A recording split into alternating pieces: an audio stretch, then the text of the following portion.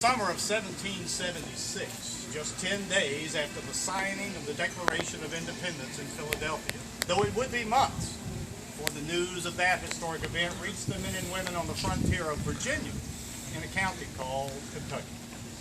Now, they had arrived there just 15 months earlier under the leadership of Daniel Boone, who had marked a trail on the long island of the Holston River in today's Kingsport, Tennessee, through the valleys of southwest Virginia, across the Cumberland Gap, and then north to a spot along the Kentucky River where they built a settlement that they called Fort Boonesborough. Now, in those 15 months, there had been clashes with the Shawnee, who desperately wanted these intruders, these invaders, these trespassers to leave their hunting lands. But in the last few weeks and months, the settlers had prevailed in this conflict, so on this particular Sunday afternoon, July 14, 1776, the settlers had their guard down just a bit, and as they often did on the Sabbath afternoon, they were promenading around the fort, visiting with their friends, and wearing their Sunday best clothing. In fact, Daniel Boone was lying in his bunk, wearing his pantaloons rather than his breechcloth and leggings, which he usually wore on the Kentucky frontier.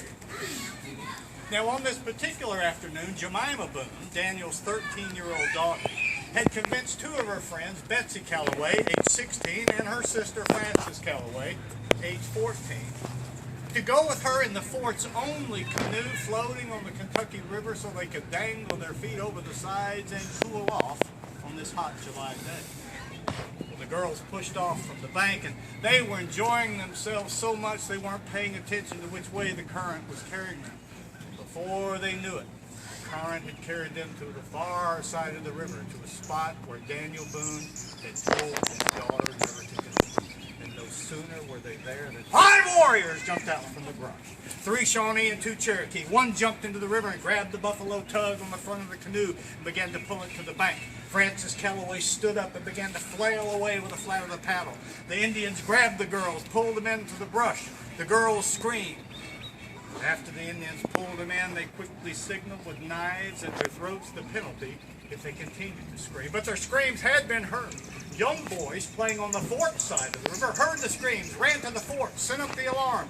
The men grabbed their rifles. They ran down to the river. Daniel Boone, barefoot and in his pantaloons.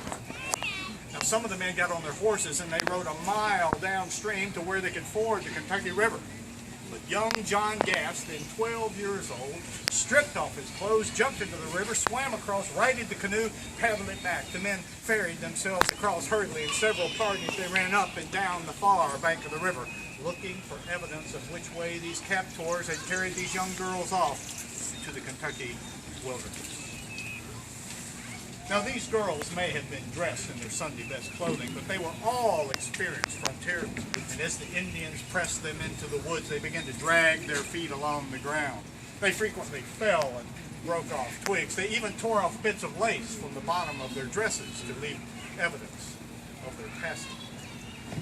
Well, the men found what they thought was a promising trail, and they began to follow it in earnest, but they were soon overtaken by darkness. They had to stop and make camp for the night.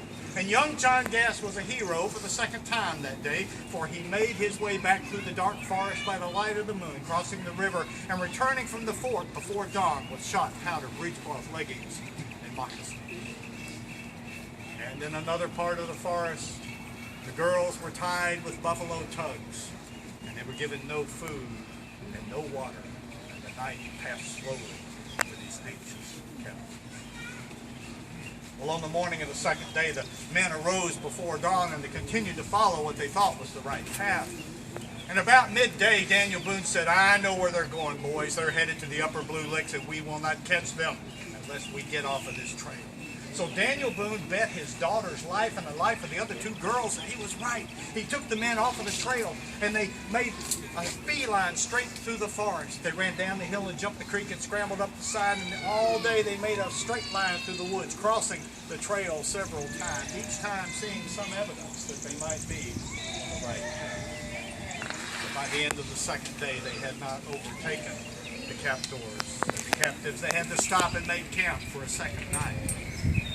And again, in another part of the forest, the girls were tied with buffalo tugs and given no food and only a little bit of water. On the morning of the third day, the men again arose before dawn, and they continued along the path this time. And about mid-morning, they came across the carcass of a recently slaughtered buffalo calf. Daniel Boone knew that as soon as the Indians reached water, they would stop and make a noonday meal. He told the men that they had to hurry along the trail without making a sound. So they began to jog along. And Daniel Boone also knew that they would need a plan, for if they simply rushed into the camp, Indians might tomahawk the girls. So the men jogged along the trail in their moccasin-clad feet, carrying their rifles, low, hunkered down without making a sound. At about noon, they came over a rise, and there, along Eagle Creek, where the captors and the captives stopped to make a noonday meal. Daniel Boone sent some of the men around to the right, some around to the left. He told them not to fire until he gave the signal. Now in the camp, Jemima Boone was lying there with her head in Betsy Calloway's lap. And Betsy was trying to console this sad, sad child. She was pulling out the bugs and the twigs and the leaves and trying to console Jemima, who was so despondent that after 3 days she had not been rescued. And as Jemima lay there, she looked out into the woods. There she could see her father, Daniel Boone, crawling on the ground, getting closer and closer. She knew she had to remain at her safety. And you can read the exciting conclusion in the